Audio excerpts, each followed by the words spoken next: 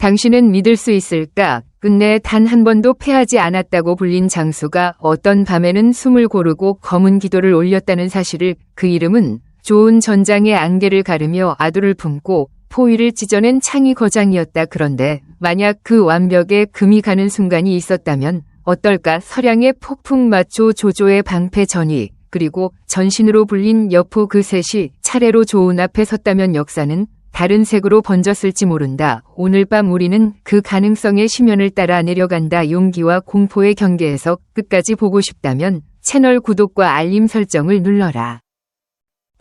먼저 시대의 공기를 들이마시자 제국의 기둥은 썩어가고 도시는 연기에 젖었다. 장수들은 명분과 배신 사이에서 피를 갈아 술을 빚듯 권력을 빚었다. 이 한기와 열기의 대륙에서 조은은 행동 전에 먼저 본다라는 원칙으로 살아남았다. 그는 부대의 틈을 읽어 창끝이 닿기도 전에 마음을 꺾었고 때로는 물러섬으로 진격을 시작했다. 그러나 강에는 항상 역류가 있다. 때로는 상식 밖의 힘이 모든 설계를 산산이 부수고 지나간다. 그때 필요한 것은 더 날카로운 눈이 아니라 더 깊은 숨이었다.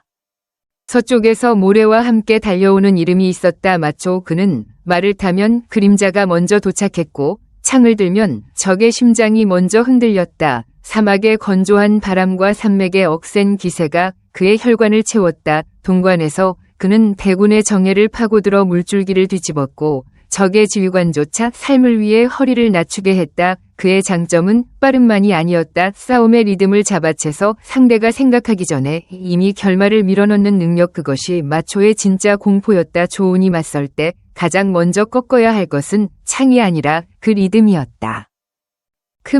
조은의 강점은 다른 데 있었다. 그는 승리를 늘 얇게 썰어 먹었다. 거대한 일격 대신 미세한 각도와 간격으로 전장을 바꾸었다. 적이 돌진하면 반보 비켜 중심을 흐트러뜨리고 적이 물러서면 반박자 앞질러 숨을 빼앗았다. 그래서 그는 덜 지치고 더 오래 버텼다. 그렇지만 마초처럼 처음부터 리듬을 훔치는 자와 마주하면 계산은 자주 늦어진다. 북이 울리기도 전에 모래가 눈을 덮고 기세가 가슴을 누른다. 그럴 때 조은은 한 가지 선택을 해야 했다. 따라붙어 찢길 것인가 아니면 멈춰서 폭풍을 통과시키고 옆구리를 찌를 것인가. 한밤의 불빛 아래 마초의 전마가 땅을 때리고 병사들의 가슴 속 물시계가 엎질러지는 순간 조은은 창을 내리지 않았다. 그는 말에 코를 돌리지도 않았다. 대신 정면에서 한 호흡을 길게 내보내며 땅을 고정했다. 폭풍이 지나가면 반드시 남는 자국이 있다. 그 자국은 언제나 허리와 어깨 사이에 생긴다. 조은은 그 틈으로 창을 밀어넣어 방향을 바꾸고 기세를 자기 것처럼 사용했다. 그 밤이 끝났을 때 모래 위에는 두 개의 흔적이 남았다. 하나는 직선으로 내달린 금의 흔적, 하나는 반달처럼 휘어 폭풍의 등을 올라탄 창의 흔적이었다. 이제 또 다른 어둠으로 내려가자 전이 그는 책에서 배운 장수가 아니라 전장에서 태어난 장수였다. 그의 손은 나무 기둥을 세우는 손이었고 그의 어깨는 무너지는 성문을 떠받치는 어깨였다. 병사들은 말했다. 그가 서 있으면 바람이 방향을 바꾼다. 그가 움직이면 땅이 무게를 나눈다. 가까이 붙는 순간 싸움은 기술에서 본능으로 바뀐다. 그의 검은 길지 않아도 충분했다. 그의 수미 앞에 닿는 거리에서 모든 정교함은 갑자기 미끄러진다. 조은에게 필요한 것은 힘의 대결이 아니라 거리의 해체였다. 조은은 전위를 상대로 검을 빠르게 움직이지 않는다. 그는 천천히 거리를 망가뜨린다. 한 걸음 가까워지면 두 걸음 옆으로 미끄러지고 무릎의 각도를 흔들어 어깨의 힘줄을 지치게 한다. 때로는 빈 곳을 내주고 때로는 헛공간을 대가로 받는다. 전위의 장점은 중심이 흔들리지 않는 데 있다. 그렇기에 그 중심을 이동하게 만들어야 한다. 조은은 흙 위에 보이지 않는 못을 박는다. 불빛의 그림자와 발목의 리듬이 어긋나는 순간 거대한 돌덩이 같은 돌진이 미세하게 빗나간다. 그러면 힘은 스스로 무게가 되어 무너진다. 그러나 전장은 공평하지 않다. 가끔은 아무런 장치도 없는 맨 땅의 일기토가 찾아온다. 그 원형의 공간에서 여포가 들어온다. 그는 무기를 들기 전 이미 전장을 지배한다. 말과 사람의 호흡이 하나로 묶이고 발굽이 땅의 심장과 박자를 맞춘다. 그의 눈빛은 칼날보다 먼저 도착해 상대의 맥을 불러낸다. 조은이 여포를 본다면 가장 먼저 꺾어야 할 것은 용기가 아니라 욕심이다. 이길 위지를 버리고 살아남을 길을 붙잡아야 한다. 살아남음이야말로 다음 선택을 만든다. 조우는 그 이해를 가지고 전법을 바꾼다. 그는 정면의 대결을 벌이고 빛을 지운다. 망토를 날려 윤을 속이고 말의 옆모습에 그림자를 세워 타격의 목표를 헷갈리게 만든다. 창끝은 아니라 말의 귀와 제갈과 발굽을 겨눈다. 전신이 강하면 주변을 무너뜨려 무게를 빼야 한다. 여포에게서 속도를 빼앗는 순간 전신은 검이 아니라 몸이 된다. 몸은 생각보다 쉽게 흔들린다. 조우는 그 한순간을 기다린다. 기다림이 길수록 일격은 짧아진다. 그 짧음이 곧 생존이었다. 세 사람은 서로 다른 공포였다. 마초는 리듬을 훔쳤고 전이는 거리를 지웠고 여포는 공간 자체를 삼켰다. 조운의 창은 그 공포들을 직접 꺾은 것이 아니라 방향을 틀고 무게를 나누고 시간을 잘랐다. 그래서 그는 오래 살아남았고 살아남음이 곧 전설이 되었다. 그러나 진실은 한 가지 더 있다. 이 모든 싸움의 밑바닥에는 그가 지지 않을 때가 아니라 싸우지 않을 때가 있었다. 어떤 밤에는 칼날을 씻고 휘장을 내려 숨을 고르는 선택. 그것이 가장 어려운 용기였다. 다음 장에서 우리는 그 용기가 어떻게 전장을 바꾸었는지 더 깊이 내려가 살핀다. 전장은 끝없이 반복되었지만 조우는 그 속에서 한 가지 법칙을 세웠다. 절대 처음 움직이지 말 것. 첫 움직임은 상대의 숨결을 읽는 순간이 되어야 했다. 그래서 그의 눈빛은 늘 잔잔했고 병사들은 그를 고요한 파도라 불렀다. 하지만 고요한 파도 아래에는 언제든 폭풍이 깃들어 있었다. 마초의 기세를 흡수하고 전이의 무게를 나누며 여포의 속도를 지워낸 끝에 남은 것은 단 하나 타이밍이었다. 창이 아니라 시간. 그가 진정으로 다룬 무기는 순간이었다. 그 시절 백성들은 굶주림과 공포 속에서 장수들의 이름을 기도처럼 외웠다. 누군가의 승리가 자신들의 내일을 바꾸는 시대였다. 조우는 그런 절망 속에서도 단 한 번도 명분을 잃지 않았다. 그가 싸운 이유는 왕을 위해서도 아니었고 명예를 위해서도 아니었다. 단지 백성의 피가 더 이상 흘러내리지 않게 하기 위해서였다. 그러나 역설적으로 그런 순수함이야말로 가장 위험했다. 세상은 순수를 부러워하지만 동시에 그것을 부수려 한다. 순수는 거울처럼 권력의 추함을 비추기 때문이다. 어느 날 밤 조우는 꿈을 꾸었다. 전장 한가운데에 3개의 문이 있었다. 첫 번째 문 너머에는 마초의 질풍이, 두 번째 문 너머에는 전이의 함성이, 세 번째 문 뒤에는 여포의 웃음이 있었다. 문은 모두 열려 있었고 그 사이로 피빛 안개가 흘러나왔다. 그는 어느 문도 선택하지 않았다. 대신 세 문이 합쳐지는 그림자의 중심에 서서 창을 내려놓았다. 그때 그는 깨달았다. 싸움의 끝은 승리도 패배도 아니었다. 단지 살아남는 것, 그리고 다시 싸우지 않아도 되는 세상을 만드는 것이었다. 그러나 세상은 쉽게 멈추지 않았다. 조운의 이름이 널리 퍼질수록 더 많은 도전자가 그를 찾았다. 어떤 자들은 명예를 위해, 어떤 자들은 두려움을 이기기 위해 찾아왔다. 그는 피할 수 없었다. 전장은 그를 다시 불렀다. 그가 창을 잡는 순간마다 바람은 기억을 되살렸다. 마초의 모래바람, 전이의 그림자, 여포의 기세, 그 모든 싸움이 그의 손끝에 되살아났다. 그래서 그는 점점 더 빠르고 더 정확해졌다. 하지만 그만큼 인간다운 감정은 사라져갔다. 그를 지켜본 병사 하나가 일기에 이렇게 남겼다. 장군은 싸움이 끝나도 눈을 감지 않는다. 그는 늘 다음 전투의 소리를 듣고 있다. 그 소리가 멈추면 그의 심장도 멈출 것이다. 조우는 자신이 전설이 되어가는 과정을 느꼈다. 그러나 전설이 된다는 것은 더 이상 사람이 아니라 상징이 되는 일이다. 상징은 고통을 느끼지 않는다. 하지만 고통 없는 전사는 결국 살아있는 사람들을 이해하지 못한다. 그의 창이 점점 무거워진 이유는 철 때문이 아니라 기억 때문이었다. 유비가 죽은 뒤 나라가 흔들릴 때 조우는 다시 전장으로 나갔다. 그는 병사들을 모으며 말했다. 우리가 싸우는 이유는 살아남기 위해서가 아니라 더 이상 싸우지 않기 위해서다. 그 말은 단순했지만 모든 병사들의 마음을 흔들었다. 그러나 아이러니하게도 그 말이 끝나기도 전에 또 다른 전투가 시작되었다. 그리고 그는 또 한 번 창을 들었다. 누군가는 그를 비겁하다고 했고 누군가는 성자라고 불렀다. 하지만 조운 자신은 어떤 이름에도 관심이 없었다. 그는 다만 끝까지 서 있었을 뿐이다. 전장 한가운데서 그는 문득 옛 적의 얼굴들을 떠올렸다. 마초의 눈빛은 여전히 뜨겁고 전이의 어깨는 여전히 단단하며 여포의 웃음은 아직도 바람 속에 떠돌았다. 그들은 모두 이미 사라졌지만 조운의 마음속에서는 여전히 싸우고 있었다. 그는 그들과 싸워 이긴 것이 아니라 그들 덕분에 살아남았다. 그리고 그것이 진짜 승리였다. 그는 자신이 이긴 적들을 미워하지 않았다. 오히려 그들을 통해 싸움의 의미를 배웠기 때문이다. 한 노병이 그에게 물었다. 장군, 어찌하여 아직도 창을 손에서 놓지 않으십니까? 이제 평화가 왔는데요. 조우는 잠시 하늘을 올려다봤다. 평화란 이름으로 시작되는 또 다른 전쟁이 있을 뿐이요. 그 말은 아무 장식도 없었지만 듣는 이를 떨게 했다. 그는 알고 있었다. 인간의 욕망이 있는 한 전쟁은 형태만 바꿔 돌아온다는 것을. 그래서 그는 평화의 시대에도 늘 대비했다. 싸움은 끝났지만 세상은 여전히 칼끝 위에 서 있었다.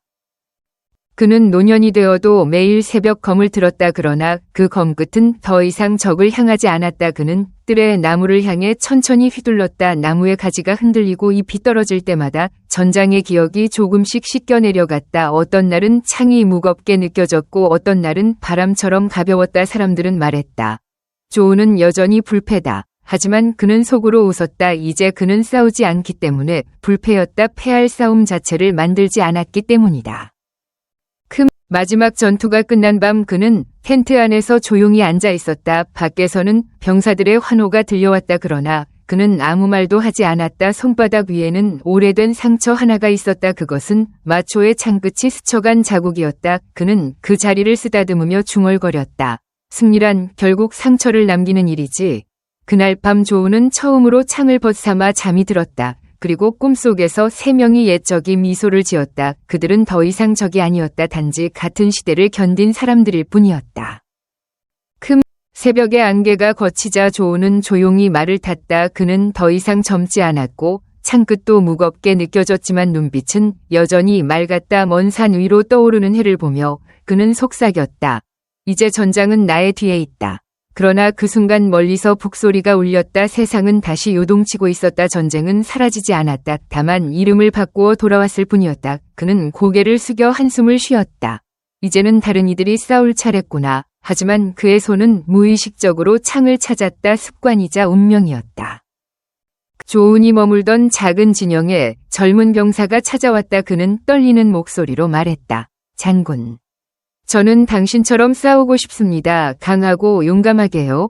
조우는 미소를 지었다. 강하다는 것은 칼을 휘두르는 것이 아니라 마음을 다스리는 것이다. 적을 쓰러뜨리는 것보다 두려움을 견디는 것이 더 어렵다. 젊은 병사는 그 말을 이해하지 못했다. 그러나 훗날 그가 전장에 서서 그 의미를 알게 되었다. 강함은 피로 물든 것이 아니라 고요 속에서 단단해지는 것이었다. 그날 밤 조우는 불빛 아래에서 낡은 창을 바라보았다. 칼날에는 수많은 상처가 새겨져 있었다. 그것은 싸움의 흔적이자 생존의 기록이었다. 그는 문득 손끝으로 그 흠집들을 하나씩 따라가며 중얼거렸다. 이 모든 것은 나를 이기기 위한 싸움이었다. 마초의 기세 전위의 근력 여포의 관기 모두가 그의 내면 속에도 있었다. 그는 평생 외부의 적과 싸우며 사실은 자기 안의 어둠과 겨루고 있었다. 그리고 지금 그 어둠은 조용히 잠들어 있었다. 세월이 흘러 그는 더 이상 전장에 부름받지 않았다. 그러나 가끔 산을 오르며 바람을 맞았다. 그때마다 그는 다시 피비린내를 느꼈다. 하지만 공포는 아니었다. 그것은 그가 살아남았다는 증거였다. 그 바람 속에서 그는 옛 동료들의 목소리를 들었다. 조운, 너는 아직도 싸우고 있느냐? 그는 대답했다. 이제는 싸움이 아니라 기억과 함께 걷는 중이요. 그 대답은 바람 속으로 흩어졌지만 그의 마음에는 오래 남았다. 전쟁이 사라져도 기억은 계속 싸운다. 어느 날 노인이 된 조우는 어린아이 몇 명이 나무 막대기로 장난치는 모습을 보았다. 그들의 눈빛에는 두려움이 없었다. 그는 그 모습을 바라보다가 웃었다. 그래. 저게 바로 내가 지키려 했던 세상이지. 그 아이들 중 한 명이 그에게 다가와 물었다. 할아버지는 전쟁을 무서워하지 않으셨어요? 조우는 잠시 생각하다 대답했다. 무섭지 않은 적은 없었다. 하지만 그 두려움 덕분에 나는 인간으로 남을 수 있었다. 아이는 고개를 끄덕이며 그 말을 마음에 새겼다. 그날 밤 그는 오랜만에 붓을 들었다. 그리고 조용히 한 줄을 썼다. 영웅이란 이기는 자가 아니라 끝까지 인간인 자다. 그 글씨는 삐뚤빼뚤했지만 힘이 있었다. 그는 종이를 접어 작은 상자에 넣고 불을 껐다. 밖에서는 달빛이 천막을 비추고 있었고 바람이 부드럽게 흔들렸다. 그 순간 그는 처음으로 전쟁이 끝났음을 느꼈다. 피가 아니라 평온이 그의 심장을 채웠다. 그것이 진정한 불패의 의미였다. 패하지 않는 이유는 싸움을 멈췄기 때문이었다.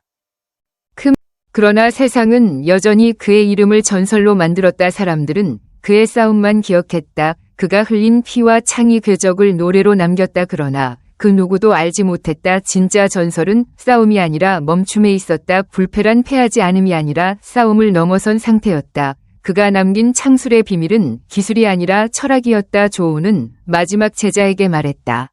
네가 내 창을 배우려면 먼저 마음을 비워라. 빈 마음이야말로 가장 강한 무기다. 그 후 제자는 평생 조은의 말을 잊지 못했다. 그리고 훗날 자신의 제자에게 이렇게 전했다. 조은 장군의 창은 두 개였다. 하나는 강철로, 하나는 마음으로 만들어졌다. 그 말은 세대를 넘어 전해졌다. 조은의 이름은 더 이상 피의 상징이 아니라 평화의 언어가 되었다. 그의 창은 전장의 무기가 아니라 인간의 용기를 상징했다. 사람들은 여전히 전설을 이야기하지만 그 전설의 핵심은 조용한 미소였다. 그는 싸워 이긴 영웅이 아니라 세상을 이해한 사람으로 남았다. 마지막 해가 저물 무렵 조우는 산속에서 홀로 앉아 있었다. 바람이 나뭇가지를 흔들며 옛 노래를 부르고 있었다. 그는 그 노래 속에서 옛 친구들의 목소리를 들었다. 마초 전이 여포 그들은 더 이상 적이 아니었다. 이제는 모두 같은 하늘 아래 쉬고 있었다. 조우는 미소를 지으며 속삭였다. 우리 모두 이긴 것이 아니라 버틴 것이었지. 그 말과 함께 그는 눈을 감았다. 그리고 하늘의 빛이 그의 얼굴을 덮었다. 마치 오래된 전투의 피를 씻어내듯이. 그의 죽음 후 사람들은 그를 신으로 모셨다. 하지만 시간이 흐르자 신은 다시 사람의 이야기로 돌아왔다. 누군가는 그를 용기의 상징이라 했고 누군가는 고독의 화신이라 불렀다. 그러나 진실은 단순했다. 그는 그저 자신이 옳다고 믿은 길을 끝까지 걸었을 뿐이었다. 조은의 창은 이제 박물관의 유리 너머에 놓여 있지만 여전히 빛난다. 그것은 전장의 피가 아니라 수많은 생명을 살리려는 그의 의지가 반사된 빛이었다. 그리고 그 빛은 지금도 누군가의 어둠을 비추고 있다. 세월이 흘러 나라가 여러 번 바뀌었지만 조은의 이름은 사라지지 않았다. 마을의 아이들은 밤마다 모닥불 곁에서 그의 이야기를 들었다. 어떤 이는 그를 신처럼 믿었고 어떤 이는 인간으로 존경했다. 그러나 모두가 알았다. 그가 남긴 진짜 유산은 무예가 아니라 마음이었다. 진정한 힘은 두려움을 숨기는 데 있지 않고 두려움을 안고 일어서는 데 있다. 그의 이 말은 세대를 넘어 부모가 자식에게 전하는 삶의 지혜가 되었다. 어느 날 한 젊은 장수가 조은의 무덤을 찾았다. 그는 전쟁의 상처로 눈 한쪽을 잃은 병사였다. 무덤 앞에 무릎을 꿇고 말했다. 장군. 저는 당신처럼 싸우고 싶었습니다. 그러나 이제는 알겠습니다. 싸움은 피를 흘리는 것이 아니라 두려움을 견디는 것이었으므로. 그는 조용히 고개를 숙였다. 그리고 그 순간 바람이 불었다. 풀잎이 스치는 소리 속에서 그는 분명히 들었다. 그래. 그대는 이미 승리했구나. 조은의 무덤은 크지 않았다. 흙 위에 놓인 오래된 창 하나가 그의 모든 것을 말해주었다. 녹이 슬고 금이 가 있었지만 여전히 그 형제는 아름다웠다. 사람들은 그 창을 보며 전장의 잔혹함이 아니라 인간의 의지를 떠올렸다. 이 창은 사람을 죽이기 위해 만들어졌으나 결국 사람을 살리는 이야기가 되었구나. 한 노학자가 그렇게 말했다. 그리고 그는 제자들에게 조용히 일러주었다. 역사는 싸움이 아니라 그 싸움을 멈추려 했던 사람들의 기록이니라. 시간이 더 흘러 전쟁이 다시 일어났다. 병사들은 출정 전에 조은의 초상을 들고 기도했다. 장군이여. 우리를 지켜주소서. 그러나 어떤 노병은 고개를 저었다. 그분은 너희를 대신 싸워주지 않는다. 대신 내 안의 두려움을 이길 힘을 준다. 그 말은 곧 전설이 되었다. 사람들은 싸움터에서 조은의 숨결을 느낀다고 했다. 그것은 바람처럼 스쳐가지만 언제나 곁에 있었다. 살아있는 자의 용기를 일깨우는 숨결이었다. 어느 날 전쟁터의 한 병사가 절망 속에서 하늘을 올려다봤다. 폭우와 피, 비명과 불길 그 가운데서 그는 속삭였다. 조은 장군, 저를 지켜주십시오. 그때 갑자기 바람이 방향을 바꾸고 불길이 갈라졌다. 병사는 살아남았다. 그는 믿었다. 조은이 도와주었다고 하지만 역사는 말한다. 그것은 그의 믿음이 만든 힘이었다. 인간은 스스로의 믿음을 통해 불가능을 꺾는다. 조은의 전설은 신화가 아니라 인간 의지의 상징으로 남았다. 전장의 시대가 끝나고 학문의 시대가 찾아왔을 때 조은의 이야기는 책으로 기록되었다. 그러나 작가들은 피와 전투보다 그의 내면에 집중했다. 그가 싸우던 진짜 이유. 그의 망설임과 고독, 그리고 그 속의 온기, 그것이 독자들의 마음을 울렸다. 사람들은 말했다. 조은은 우리 마음속의 전사다. 그는 검을 든 손이 아니라 따뜻한 눈빛으로 기억되었다. 그래서 그의 전설은 시대가 변해도 사라지지 않았다. 사람들은 여전히 그 안에서 인간을 본다. 시간이 흘러 도시의 빌딩이 산을 대신하고 사람들은 스마트한 세상 속을 뛰어다녔다. 그러나 여전히 누군가는 밤하늘을 보며 중얼거렸다. 조은 같은 사람이 필요하다. 그것은 용기를 바라는 말이었다. 회사의 전투, 사회의 전쟁, 마음의 싸움 속에서 사람들은 조은의 이름을 다시 꺼냈다. 그리고 깨달았다. 싸움의 형태는 변했지만 두려움과 희망은 여전하다는 것을. 조은은 여전히 그들의 내면에서 창을 들고 있었다. 한 철학자가 말했다. 조은의 진정한 유산은 인간이 얼마나 오래 싸울 수 있는가가 아니라 언제 멈출 수 있는가를 알려준 것이다. 그 말은 세상을 울렸다. 멈춤은 약함이 아니라 통제였다. 진짜 강자는 끝없이 싸우는 자가 아니라 싸움을 끝낼 줄 아는 자였다. 조은이 보여준 침착함은 그 어떤 전투보다 위대했다. 그는 결국 전장의 영웅이 아니라 평화의 창조자로 불리게 되었다. 그의 싸움은 인간의 본성을 비추는 거울이었다. 그의 이름을 딴 사원이 세워졌을 때 사람들은 전투의 신이 아닌 평화의 수호자로 그를 모셨다. 사원의 벽화에는 칼을 든 영웅이 아니라 창을 내려놓은 노인이 그려져 있었다. 그 눈빛에는 슬픔도 분노도 없었다. 오직 평온함이 있었다. 싸움이 끝난 자만이 진정한 승리자다. 라는 글귀가 함께 새겨졌다. 방문객들은 그 앞에서 조용히 고개를 숙였다. 그리고 각자의 마음속에서도 전쟁을 멈추기 시작했다.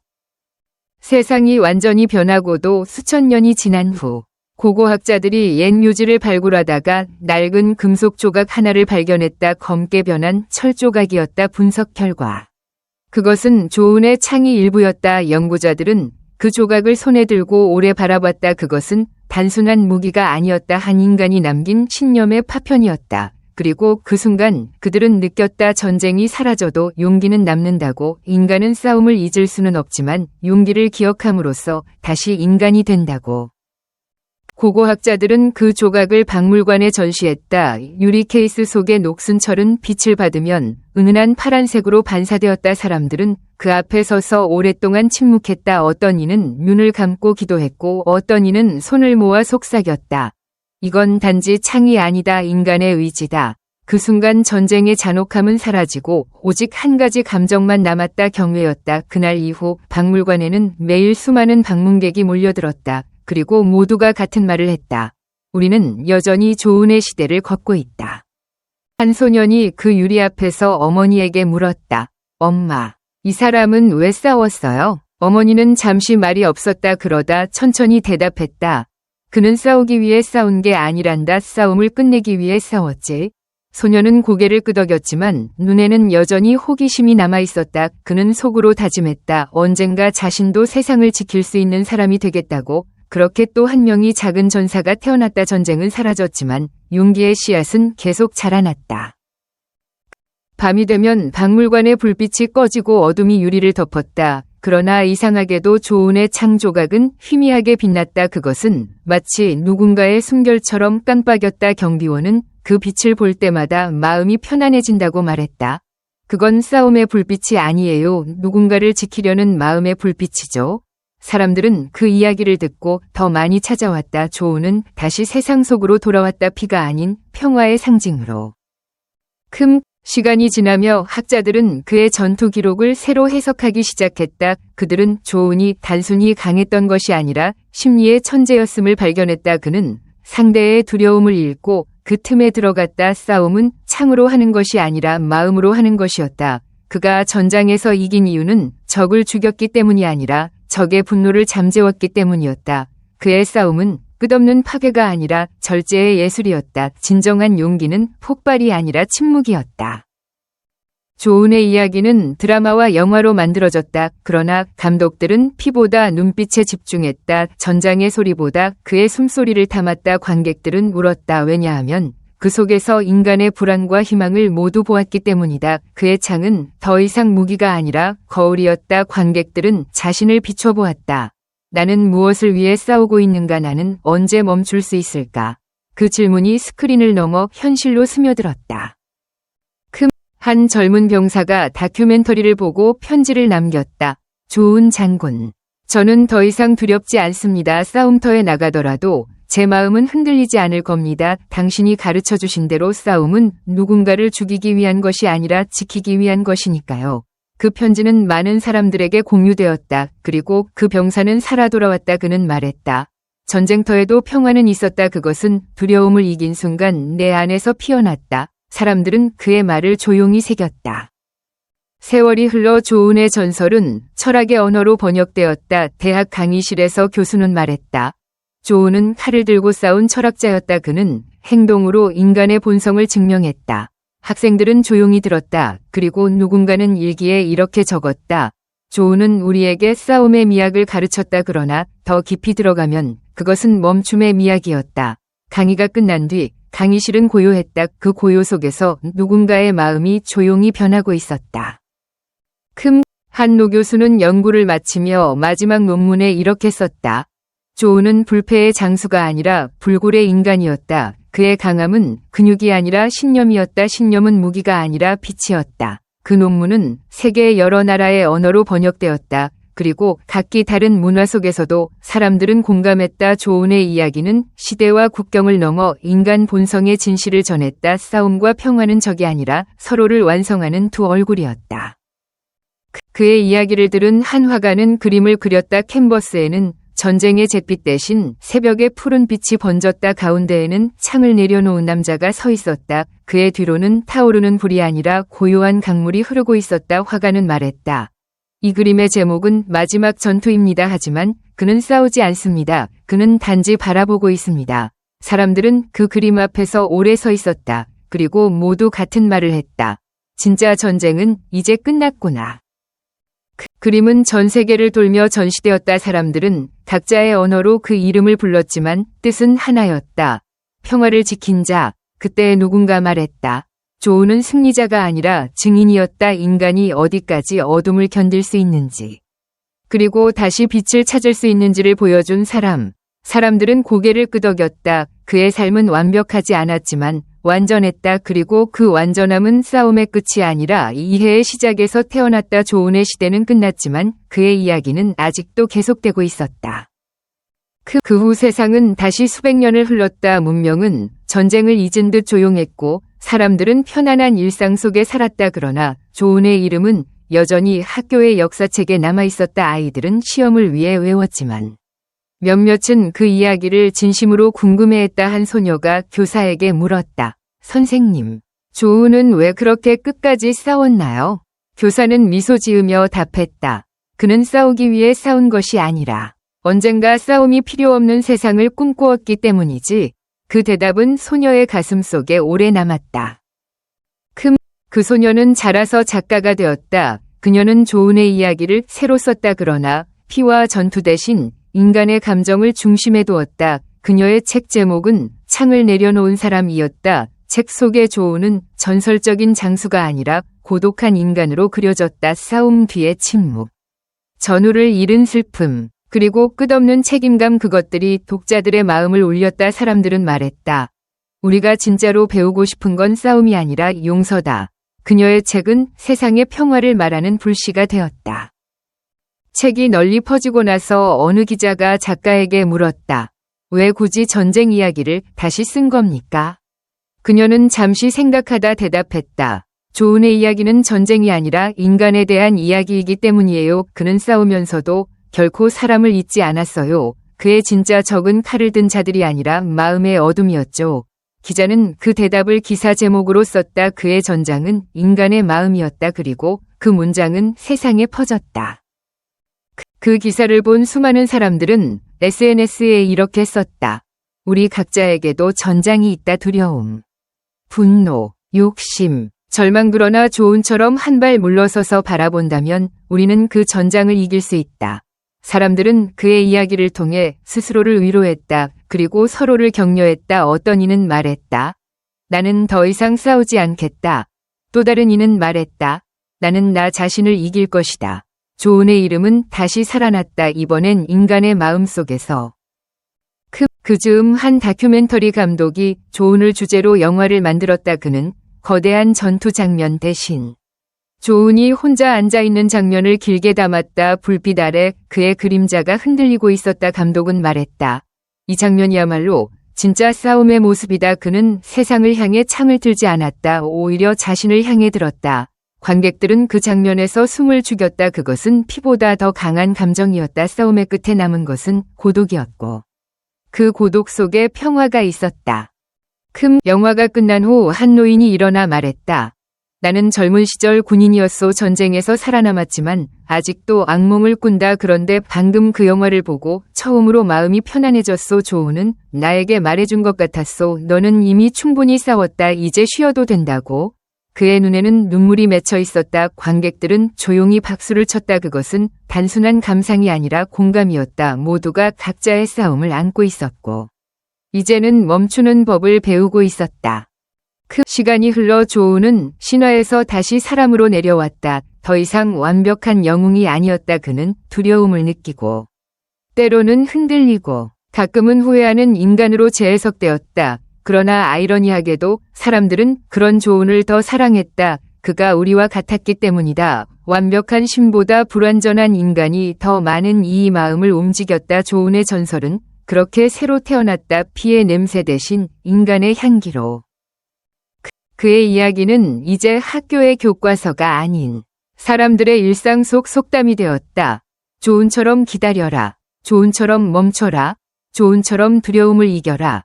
이 말들은 더 이상 전쟁의 교훈이 아니라 삶의 지혜였다. 그는 싸움의 기술을 가르치지 않았다. 삶의 리듬을 가르쳤다. 사람들은 그의 이름을 부를 때마다 마음이 차분해졌다. 그것은 기도의 이름이자 인간의 가장 오래된 소망이었다. 평화로 남고 싶다는 소망이었다.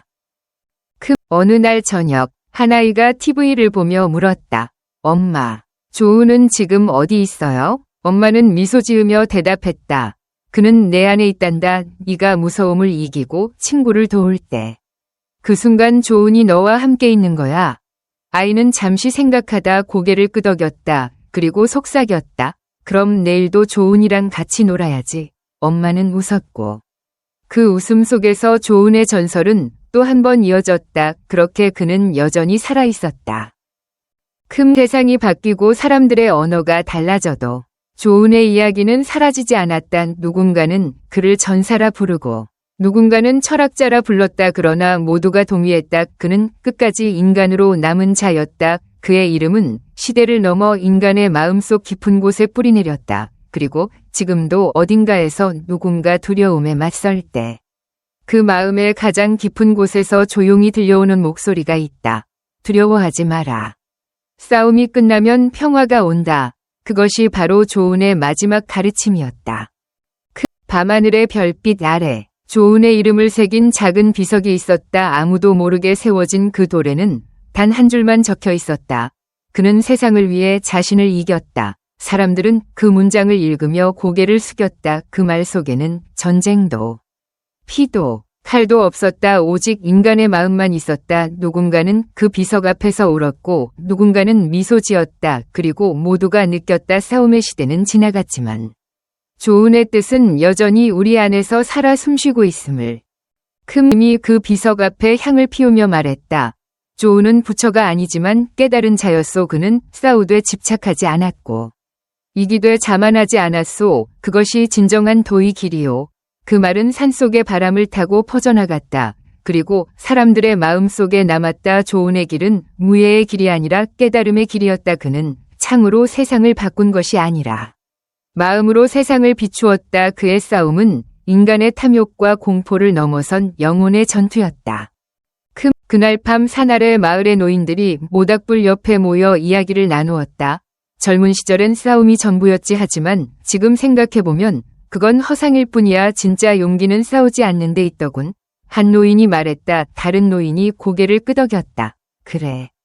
조은도 그걸 알았던 거야. 그래서 그는 불패였던 거지.